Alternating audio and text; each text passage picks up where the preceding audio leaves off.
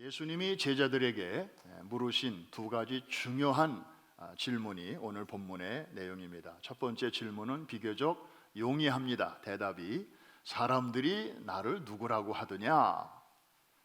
그래서 저요 하면서 막 제자들이 신나게 대답을 했잖아요. 그랬더니 주님께서 정말 묻고 싶은 중요한 질문을 이어서 하셨습니다. 그러면 너희는 나를 누구라 하느냐? Who do you say I am? 혹은 Who am I to you? 제자들이 갑자기 합주기가 되었습니다. 침묵이 흐르게 되었죠. 그러다가 베드로의 입술을 통해서 한마디가 나왔는데 이게 예수님을 너무 기쁘게 했어요. 우리가 보통은 마태복음에 있는 말씀으로 잘 알고 있는데 오늘 우리는 이제 마가복음을 중심으로 상고하고 있으니까 마가복음에는 베드로의 고백이 어떻게 나오는지 좀 굉장히 짧게 나옵니다. 같이 한번 읽겠습니다. 29절 시작. 또 물으시되 너희는 나를 누구라 하느냐? 베드로가 대답하여 이르되 주는 그리스도시니이다. 여러분, 마가복음은 별명이 있습니다. 베드로 복음이라고도 합니다. 왜? 베드로가 전하는 복음을 마가라는 젊은이가 옆에서 통역하면서 그 내용을 중심으로 기록한 복음서이기 때문에 마가가 성령의 감동으로 기록은 했으나 그 내용은 주로 누구에게서 왔다? 베드로. 그래서 베드로가 자기에 관한 내용, 내가 이렇게 고백했을 때 주님께서 막 칭찬하시고 이것을 알게 하니는 내가 아니고 하나님이시다 그러면서 마태복음에는 마태가 기록한 복음서에는 그게 상세하게 기록되어 있는데 이상하게 마가복음에는 아주 짧게 기록되어 있어요. 자기에 대한 내용이기 때문에 아마 그렇게 겸손하게 가지를 쳤을 것이다 이렇게 주석가들은 보고 있습니다. 그래서 마태복음 16장 16절, 그래도 마태복음은 어떻게 기록하고 있는지 워낙 유명한 고백이기 때문에 앞부분은 제가 읽습니다. 시몬 베드로가 대답하여 이르되, 다 같이 주는 그리스도시요 살아계신 하나님의 아들이시니이다. 여러분, 이 고백이야말로 역사상 가장 중요한 질문에 대한 역사상 가장 위대한 대답입니다. 왜 그런가요? 거기에 두 가지 이유가 있습니다. 첫째로는 이 베드로의 이 고백을 들으시고 예수님께서 처음으로 당신의 입술을 통하여 너무나 중요한 한 단어를 말씀하셨어요. 그런데 그 단어는 오늘 저와 여러분과도 굉장한 관련이 있습니다. 기독교의 아주 핵심 단어입니다. 베드로의 이 고백이 없었다면 어쩌면 이때에 이 단어가 아직 안 나왔을 거예요. 그 단어가 혹시 뭔지 감이 오십니까? 교회라는 단어입니다. 한번 따라 하십시다. 교회. 예수님께서 이 베드로의 대답을 들으시자마자, 이 신앙 고백을 들으시자마자 이 단어를 말씀하셨어요. 자, 18절입니다. 마태복음 16장 18절. 우리 같이 한번 읽으면서 이 단어를 같이 만나보시겠습니다. 시작. 또 내가 네게 이르노니 너는 베드로라. 내가 이 반석 위에 내 교회를 세우리니. 이게 신약 성경에서 예수님의 입을 통하여 처음으로 나온 이 교회라는 단어입니다. 저기서 보시는 것처럼 자, 너는 베드로다 할 때 헬라어로 페트로스라고 했고, 내가 이 반석 위에 내 교회를 세우리니, 이 반석은 페트라라는 비슷하지만 다른 단어입니다. 그리고 위에 베드로, 페트로스는 남성 명사고요, 밑에 나오는 이 반석이라는 페트라, 저것은 여성 명사입니다. 그러니까 이게 이렇게 같이 붙어 있는 단어가 아니고 아주 개념이 다른 단어예요. 그런데 저기 보십시오. 예수님께서 내 교회를 어디 위에 세우시겠다고요? 베드로 위에 아니면 반석 위에? 페트로스 위에 아니면 페트라 위에, 페트라, 반석 위에 세우시겠다고 분명하게 말씀하셨습니다. 남성 명사인 베드로라는 사람 위에 세우시겠다는 게 아니고 여성 명사로 되어 있는 반석 위에 내 교회를 세우시겠다. 분명하지 않습니까? 이거는 무슨 해석의 문제가 아니고 사람 따라 뜻이 달라지는 문제가 아니고 너무나 요즘 유행하는 말로 팩트, 체크 해보면 분명하게 나오는 것입니다. 주님은 당신의 교회를 베드로라는 인격 위에, 사람 위에 세우지 않았습니다. 그랬으면 큰일 날 뻔했죠. 왜? 잠시 후에는 예수님이 베드로를 향하여 뭐라고 꾸중하셨어요? 사탄아 물러가라. 내가 하나님의 일을 생각하지 아니하고 사람의 일을 생각하는도다. 그 불완전한 베드로 위에 교회를 세우셨다면 여러분, 공 위에 어떤 물건을 놓았다고 생각해봐요. 둥그런 공 위에 얼마나 이게 불안하겠습니까? 그런데 주님은 당신의 그 교회를 이 반석 위에, 반석이라고 하는 것은 잘 다듬어지고 아주 찰지고 단단한 그런 돌을 말하는 것이죠. 이건 뭐 먼지 하나 들어갈 틈이 없는 그런 아주 단단한 반석을 말하는 것입니다. 그래서 베드로의 이 고백 덕분에 우리는 주님의 입을 통하여 처음으로 나오는 교회라는 단어를 우리가 여기서 만날 수 있게 된 것입니다. 뿐만 아니라 이 고백에 서 있는 당신의 백성들에게 주님께서는 놀라운 약속을 또 주셨어요. 음부의 권세가 교회를 이기지 못할 것이다. 교회는 결국 성도거든요. 성도는 바로 우리들이거든요. 건물이 아니고 저와 여러분들을 가리키는 것입니다. 오고 오는 모든 시대의 성도들을 음부의 권세가 이기지 못하리라. 할렐루야. 이 음부의 권세, 영어 성경에 보니까 The Gates of Hades. 하데스는 다른 성경에 보면 지옥입니다. Hell. 그래서 지옥의 권세가 성도를, 교회를 이기지 못하리라. 저 말씀은요, 터치하지 못하리라 그런 말씀은 아니에요. 건드리지 못하리라 그런 말씀도 아니고요. 만질 수 있다, 괴롭힐 수 있다, 흔들 수 있다, 쓰러뜨리려고 온갖 애를 쓸 수 있다. 그때 교회는 흔들릴 수 있다. 성도는 위험할 수 있다. 그러나 overcome이라는 단어가 중요한 거예요. 저것은 마치 오뚜기를 생각하시면 돼요. 오뚜기를 바닥에 던지면 이 오뚜기는 껍데기는 약해요.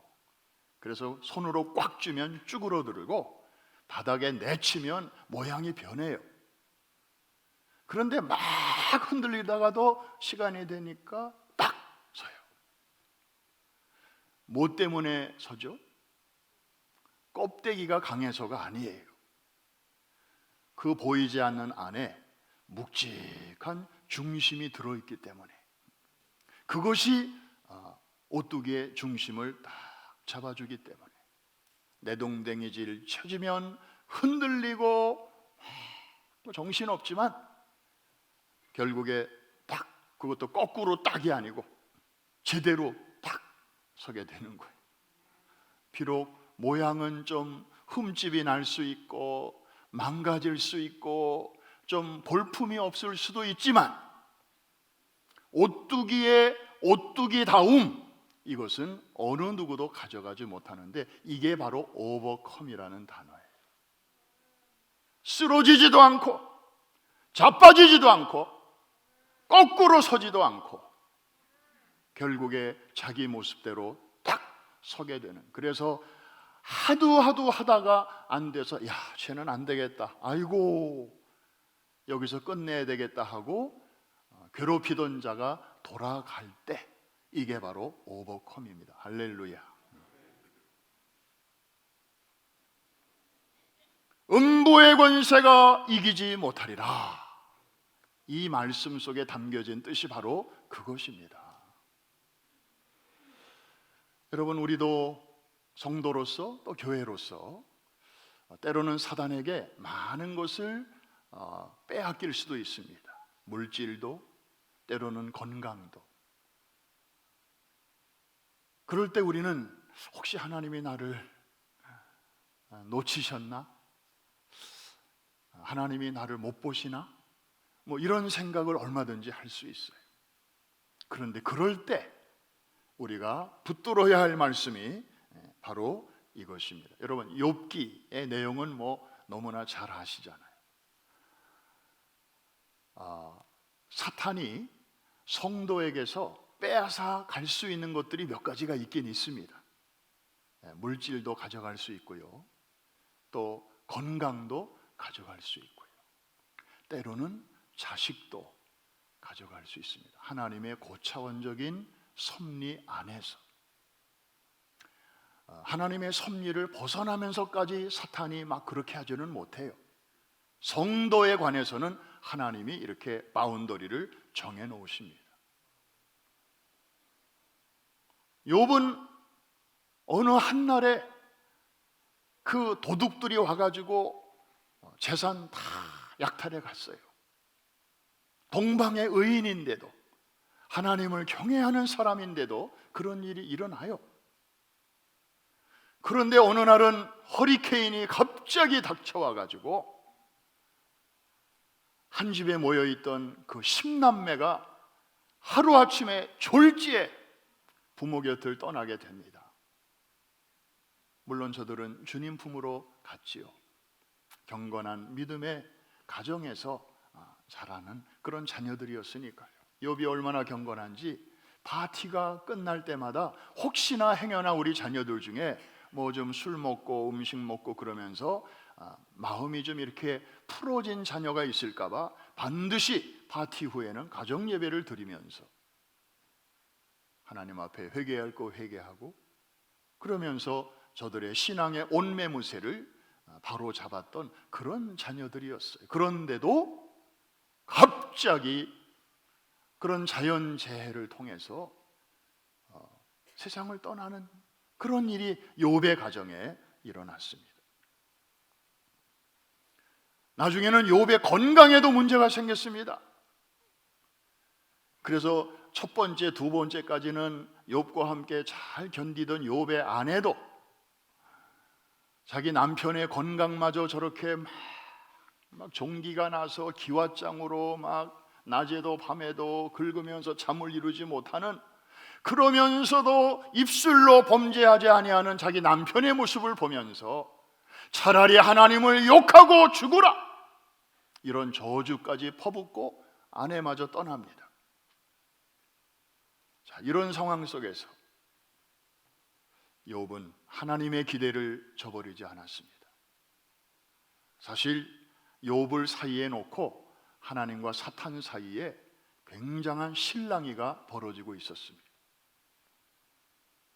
사탄은 욥이 괜히 하나님을 그렇게 경외하는 줄 아십니까? 하나님이 이런저런 축복을 주시니까 그것 때문에 욥이 경외하는 것이죠. 그랬더니 하나님은 아니야, 다른 사람은 그럴 수 있지만 내가 아는 욥은 그런 사람이 아니야. 내가 뭘 줬다고 해서 그것 때문에 나를 믿는 사람이 아니고, 그거 없어도 나를 경외하는 사람이야. I know him. 그래서 하나님의 그 섭리적인 허락 속에서 이제 사탄의 공격이 시작이 된 것입니다. 그런데 정말 욥은 하나님의 기대를 저버리지 않았어요. He never disappointed him. 하나님을 결코 실망시키지 않았어요. 결국에 하나님의 승리로 끝나게 되었습니다. 할렐루야. 그래서 하나님의 공평하신 분이시잖아요. 그랬더니 이제 욥에게 다시 회복의 은혜를 부어주시기 시작하는데 재물은 갑절로 더 부어주셨습니다. 그러니까 전에 갖고 있던 열을 잃어버렸으면 얼만큼 주셨을까요? 20을 주신 거예요. 갑절로 2배로 주신 거예요. 그러면 자녀도 2배로 주시면 몇 명을 더 주셔야 되나요? 20명을 주셔야 되잖아요. 그런데 자녀는 몇 명을 더 주셨는가 봤더니 아들 7, 딸 3, 열을 주셨어요. 그러면 열 데려가시고 열을 주셨으니까 뭐예요 이게? 똔똔? 아니 물질은 2배를 주시면 자녀도 그렇게 주셔야 되지 않나요? 근데 하나님은 2배를 사실 주신 거죠. 그런데 물질과는 다른 방식으로 주신 거예요.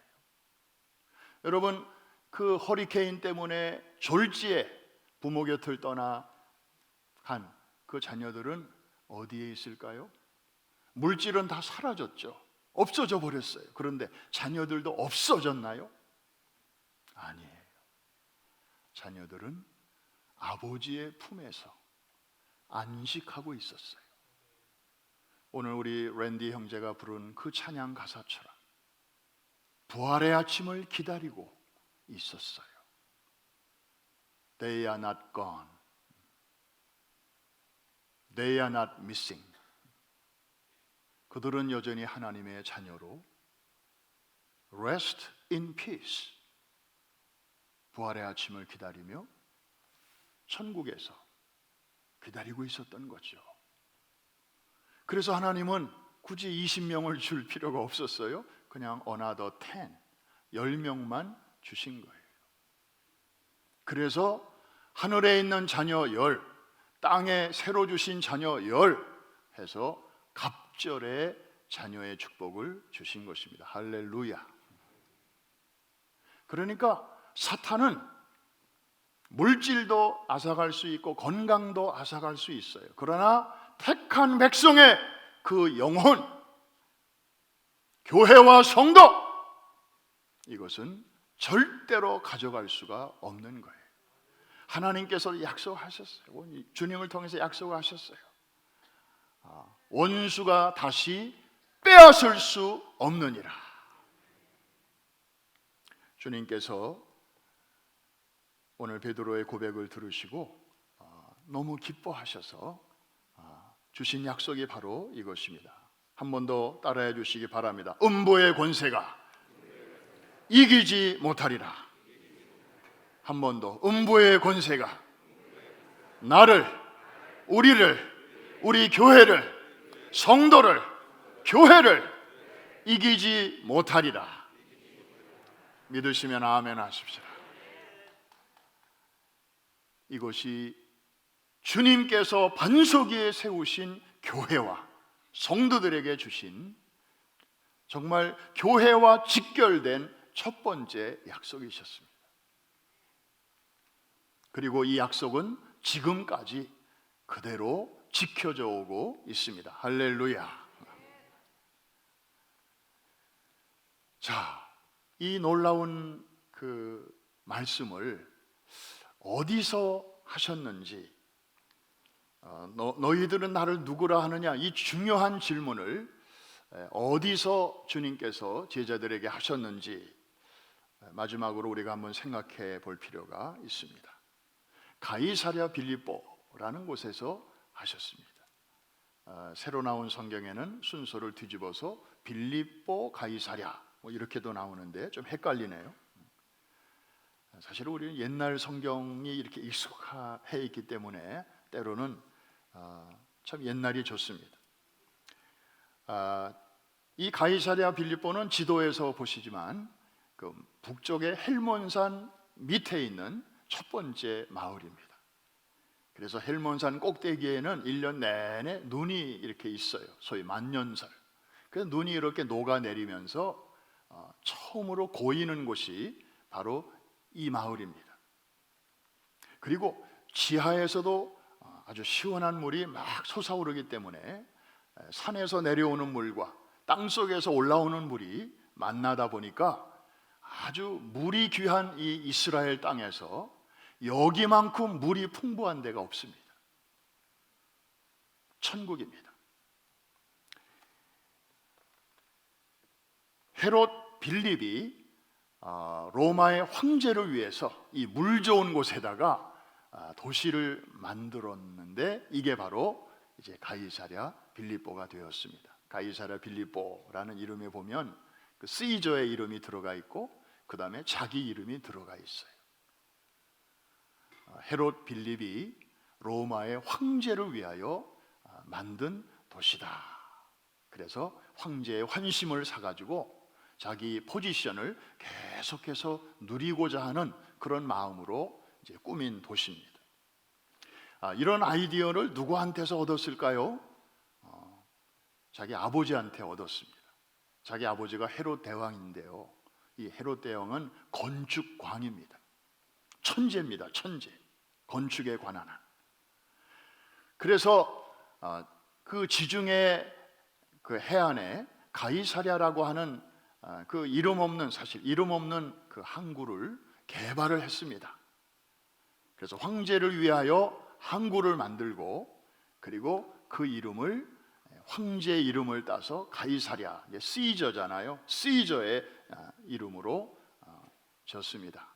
저 위에 보시면 가이사랴 빌립보, 예수님께서 제자들에게 질문하시고 베드로의 신앙 고백을 받으셨던 장소고요.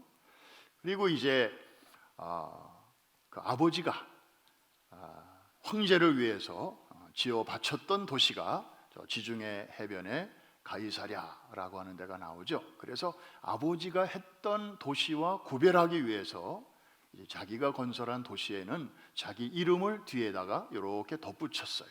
가이사랴 빌립보라고. 이런 걸 가리켜서 네 글자로 부전자전이라고 하죠. 그런데 주님께서는 너희는 나를 누구라 하느냐? 이 중요한 질문을 갈릴리에서 하지 않으셨어요. 예루살렘에서도 하지 않으셨어요. 아무도 인적이 없는 광야로 들어가셔서 이런 질문을 하시지 않았어요. 여러분, 갈릴리에서 너희는 나를 누구라 하느냐 이렇게 물으셨으면 제자들의 대답이 훨씬 쉬웠을 거예요. 왜?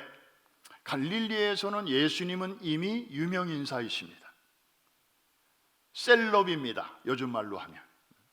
주님이 떴다 그러면 사람들이 확 모입니다. 덕분에 주님의 제자들까지도 어깨에 힘이 들어갑니다. 주님은 썸바디이셨습니다. 그래서 오병이어의 기적 직후에는 제자들이 예수님을 왕으로 삼으려고, 제자들이 아니라 군중들이 왕으로 삼으려고까지 하지 않았습니까? 아주 인기 짱이었습니다. 그런 가운데서 제자들에게 이 질문을 하셨더라면 아마 제자들은 아주 앞을 다투어서 예스, 주님이 최고입니다. 주님이 짱입니다. 주님은 진짜 왕이십니다. 진정한 리더이십니다. 아마 이런 아부성 발언을 참 많이 했을 거예요. 주님이 그걸 아셨어요. 쟤네들이 저런 말에는 거품이 좀 많이 섞여 있구나. 분위기를 많이 타는구나. 그래서 주님이 제자들을 끌고 올라가신 데가 바로 저 가이사랴 빌립보라고 하는 곳인데, 이 갈릴리에서 북쪽으로 40km, 그러니까 한국식으로는 백리길입니다. 백리길을 올라가신 거예요. 다른 목적이 아니고 그 한 가지 질문을 하시려고. 너희는 나를 누구라 하느냐? 이 질문을 제자들에게 물으시려고. 로마의 행정구역입니다. 도시 곳곳에 황제의 동상이 서 있습니다. 헤롯 빌립이 건설한 도시입니다. 거기 갔는데 예수님을 알아보는 사람이 하나도 없습니다. 예수님은 낯선 사람이고 이방인이고 노바디였습니다. 그리고 그 황제의 그 권력과, 그리고 그 지역에 물이 풍부하고 목축이 잘 되고 농사가 잘 되는데 그 마을 사람들은요, 그 모든 축복이 판이라고 하는 그들이 믿는 신이 준다고 믿고 있었습니다. 지금 가면은 그 지역을 가이사랴 빌립보라고 안 그러고 바니아스라고 부르는데, 이 바니아스가 판이라는 신의 이름에서 온 곳이에요. 거기에 아랍 사람들은 이 피자 발음을 못해서 비로 발음하기 때문에 이 판이 안 돼가지고 반 하다가 바니아스가 됐어요. 이 목축의 신이 자기들에게 풍요를 가져다 준다고 그렇게 믿고 있고, 그래서 곳곳에 그 신전들을 많이 세워놨고, 내년에도 이제 이스라엘 성지순례 모처럼들 가실 텐데 여기 가면 꼭 그 신전 터를 보게 돼요. 예수님 당시에 얼마나 화려한 신전들이 지어졌는지. 그러니까 그걸 배경으로 주님이 딱 서셨는데, 그리고 제자들에게 너희들에게 나는 누구냐 이렇게 물어보시는데, 그렇게 초라하게 보이실 수가 없었을 거예요.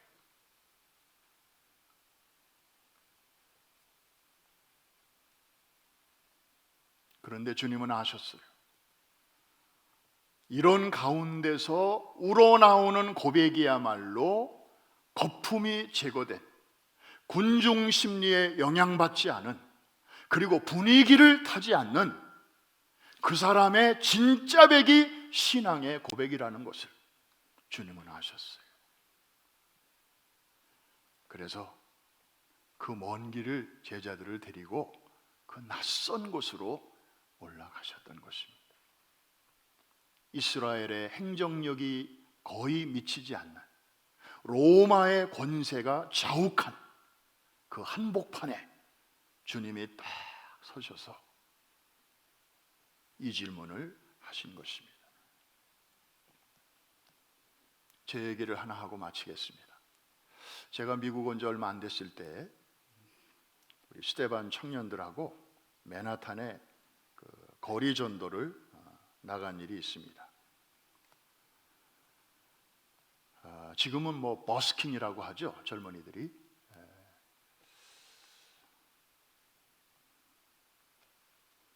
그 32가에 가면은 상업은행이 있고 거기 공터에서 주로 이제 합니다.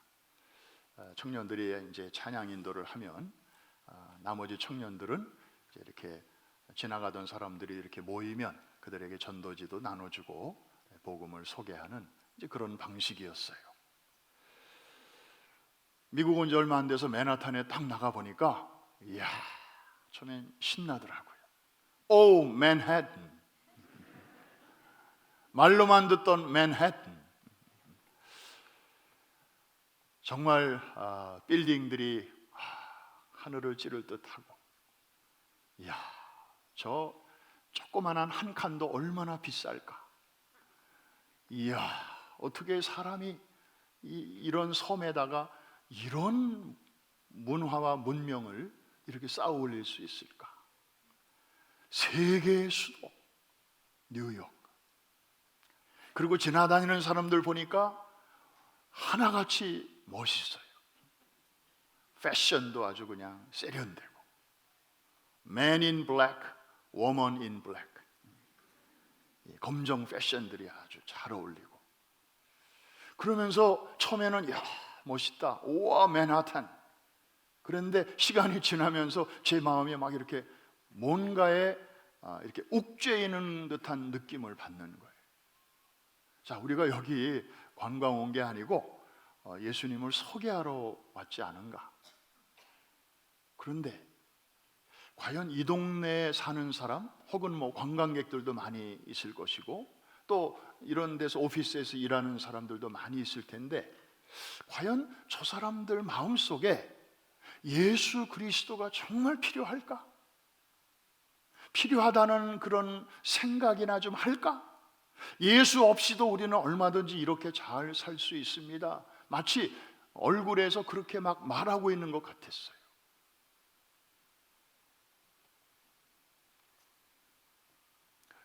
청년들의 표정을 보니까 굉장히 긴장하고 있더라고요. 그런데 그 팀에서 가장 긴장하고 있는 사람은 바로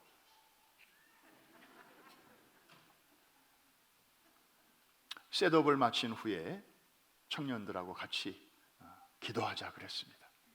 뭐 저부터 막 답답하고 막 떨리니까요. 세멘트 바닥에 무릎을 꿇었습니다. 다 같이. 그리고 예수님은 만물의 창조자이시고 이 도시의 주인이시고 모든 인류의 구원자이시다. 우리는 이분을 소개하러 왔다. 주님, 이 사명 잘 마칠 수 있도록 도와주십시오. 다른 기도 안 하고 예수님은 주인이십니다. 우리의 주인이시고 이 도시의 주인이시고 그리고 여기에 사는 많은 사람들의 구원자 되십니다. 이 한 가지 사실만 집중하면서 그렇게 기도했습니다. 그리고 나서 이제 찬양의 시작이 되었는데 지나가는 사람들을 이렇게 보니까 이제 처음에는 이들의 겉모습이 이렇게 보이면서 마음에 좀 이렇게 압도되는 그런 느낌을 받았는데 서서히 주님께서 저의 눈을 그리고 우리 젊은이들의 눈을 열어 주셨습니다. 우리 다른 거 보지 말자. 뭐 건물도 보지 말고 저 사람들의 패션도 보지 말고 또 표정도 보지 말자. 한 가지만 보자. 저 사람 마음속에 예수 그리스도가 있는가 없는가. 그것만 생각하자. 그래서 그리스도가 없으면 그 사람이 전도지가 되고 그 사람 때문에 하나님이 우리를 보내셨다. 여러분, 사람은요, 사람을 볼 때 보통은 상중하로 봅니다. 배운 정도, 가진 정도, 상중하로 봐요. 그래서 이렇게 위아래로 훑어보죠. 그런데 하나님은 우리처럼 안 보셔요. 어떻게 보시는가 하면은 좌우로 보셔요. 좌냐 우냐. 주님 다시 오실 때 우편에 설 자냐 좌편에 설 자냐. 요나서에도 보면 좌우를 분변치 못하는 자가 12만 명이나 살고 있다고 그렇게 말씀하고 있어요. 그래서 위아래로 보지 말고 좌냐 우냐 그렇게 보기로 했어요. 둘 중에 하나잖아요.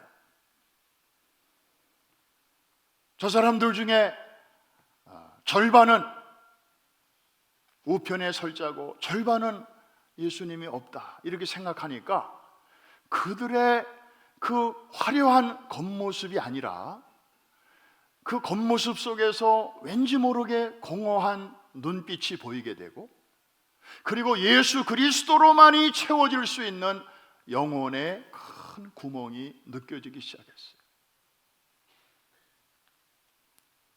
그래서 한쪽으로는 우리를 구원하시는 하나님을 의지하고 또 다른 한쪽으로는 그 주님이 필요한 영혼들에 대한 컴패션, 그 두 가지 마음이 우리 안에 딱 들어오게 되니까 그때부터 찬양이 정말 생기가 들어가고요. 그리고 이렇게 모여있던 사람들의 마음이 서서히 열리면서 전도지 나눠주니까 받아보고 그리고 좋은 반응을 보이고 그래서 그날 처음에는 너무너무 힘들었지만 참 좋은 경험을 하고 왔습니다. 맨하탄 한복판에서 울려 퍼진 주님을 향한 찬양 하나님이 기쁘게 받으신 줄로 믿습니다. 우리는 이렇게 예배당에 모이면 찬양 자연스럽게 잘 나와요. 그리고 뭐 손 올리고 기도하자 그러면 그냥 같이 이렇게 하면 되잖아요. 우리끼리 있을 때는 잘 돼요. 그런데 요 문을 딱 나서는 순간부터 여전히 잘 돼야 되는데 잘 되나요? 아까 오뚜기 얘기했잖아요. 오뚜기는 여름에도 딱 서고요, 겨울에도 딱 서요. 밝은 데서도 흔들흔들 하다가 딱 중심 잡고요, 어두운 방에다가 내동댕이 쳐도 흔들흔들, 아무도 안 보는데도 흔들흔들 하다가 딱 서요. 이게 오뚜기 신앙이에요. 그 안에 묵직한 중심이 들어있기 때문에. 우리도 마찬가지입니다. 진정으로 예수 그리스도를 모시고 사는 사람은 어디에 갖다 놔도 예수 그리스도를 나의 주라고 고백할 수 있어야 합니다. 교회 안에서만 고백하는 사람은 예수님은 주로 예배당 안에만 계시다, 이런 신학을 갖고 있는 사람이에요. 이런 분들은 우리 초기에 다 그랬어요. 신앙생활의 초짜일 때는 그랬어요. 주님은 어디에 주로 계신다. 그래서 그런 사람들은 예배 마치고 차 타고 집에 갈 때는 아까 오면서 들었던 뽕짝 나오는 거예요. 그리고 부부싸움 2라운드 하는 거예요. 왜? 이 차 안에는 적어도 주님 안 계시다고 생각하기 때문에. 주님은 저 뒤에 예배당에 여전히 남아 계시다고 생각하니까. 여러분, 우리 스탠리 리 선교사님 내외가 오늘 예배에 참석했습니다마는 저런 분들은 그야말로 적진 한복판에서 98%가 이슬람 신자인 나라에서 예수 그리스도의 피 묻은 복음을 전하겠다고 지금 벌써 몇 년째 저러고 있는 거예요. 함부로, 정말 말도 잘 못해요. 지혜롭게 해야 돼요. 근데 하나님이 지켜주셔서 지금까지 이렇게 무사하게 또 잘 복음 전하게 해주시는 줄로 믿습니다. 여러분, 적진 한복판에서 예수 그리스도를 주라고 고백하는 거 쉽겠습니까? 우리는 그렇게 못할지라도 우리의 평범한 삶의 현장에서, 예배당 안에서만이 아니라, 그래서 오늘 여러분들 예배 마치면서 이 자리를 떠나시면서 한 가지만 결단하십시다. 오늘 또 운동장에 나가는 좋은 날인데 한 가지만 분명히 하고 이 자리를 떠나십시다. 저를 한번 따라서 이 고백을 외쳐주시기 바랍니다. 주님, 주님은 왕이십니다. 주님은 진정한 주인이십니다. 우선 나 같은 죄인을 당신의 생명 바쳐서 사셨으니까 주님은 그런 호칭을 받으실 자격이 있는 거죠. 주님은 내 인생의 주인인, 맞으시면 아멘 하십시다. 그런데 이거를 내 안에서만 이렇게 주님을 가두어 두면 마치 찻잔 속의 태풍과 같은 거잖아요. 우리만의 리그로 끝나는 거예요. 근데 주님은 그렇게 갇혀 계실 분이 아니잖아요. 주님은 더 나가고 싶으신 거예요. 그래서 오늘 예배 마치고 연늘이 차에 딱 타시면 요 한마디만 여러분들이 생각하시고 한번 입술로 고백해 보세요. 주님은 이 차 안에서도 여전히 주인이십니다. 우리 같이 한번 고백하고 연습을 해야 돼요. 시작. 주님은 이 차 안에서도 여전히 주인이십니다. 아멘입니까? 혹시 병상에서 지금 이 메시지를 듣고 계시는 여러분의 가족들이 있을 것입니다. 성도들이 있을 것입니다. 그분들은 이렇게 한번 고백하십시다. 주님, 주님은 여전히 이 병상에서도 주인이십니다. 주님이 보고 계시고 알고 계시고 주님이 컨트롤 하고 계시니까요. 우리 그분들을 생각하면서 같이 한번 따라서 고백해 보실까요? 주님은 이 병상에서도 여전히 주인이십니다. 한 번 더. 주님은 이 병상에서도 여전히 주인이십니다. 주님이 얼마나 기뻐하실까요? 그래? 그런 가운데서도 내가 나에게 그런 고백을 하다니, 세상에 너 같은 사람도 있구나. 베드로의 고백을 듣고 기뻐하시면서 처음으로 교회라는 단어를 말씀하셨던 그 주님께서 여러분들의 그런 고백을 들으시고 똑같은 기쁨과 감격을 느끼실 것입니다. 내일이면 여러분들도 직장 나가셔야 되는데, 가게 셧다 문을 열고 가게 문에 딱 들어서는 그 순간 이 한마디를 한번 고백해 보십시오. 주님은 이 가게의 주인이십니다. 그날 하루 매상은 어떨는지 모르겠지만 여러분의 마음이 그렇게 든든하고 주님이 순간순간 여러분을 지켜주심을 느끼시게 될 것입니다. 우리 자녀들은, 공부하는 학생들은 캠퍼스에서, 주님은 내가 다니던 주일학교에서만이 아니라 이 낯선 대학 캠퍼스 안에서도, 이 기숙사 내 방에서도, 동성연애가 분위기가 감도는 그런 환경 속에서도 주님은 여전히 이곳의 주인이십니다. 오늘 우리 운동장에 나가는데, 운동장에 가서도 먼저 우리가 생각하고 고백할 거 하나 있습니다. 주님은 이 운동장에서도 우리 모두의 주인이십니다. 주님 홀로 영광을 받으시옵소서. 이게 우리의 삶 속에서 끊임없이 훈련되고 또 고백되어질 때 우리의 신앙은 자랄 것이고, 주님은 기쁨이 넘치실 것이고, 음부의 권세가 너희를 결코 이기지 못하리라. 하나님의 보호막으로, 때로는 우리가 흔들릴 수 있지만, 때로는 일시적으로 소중한 것을 빼앗길 수 있지만, 최후의 승리는 예수 그리스도와 그분의 교회 안에 있는 줄로 믿습니다.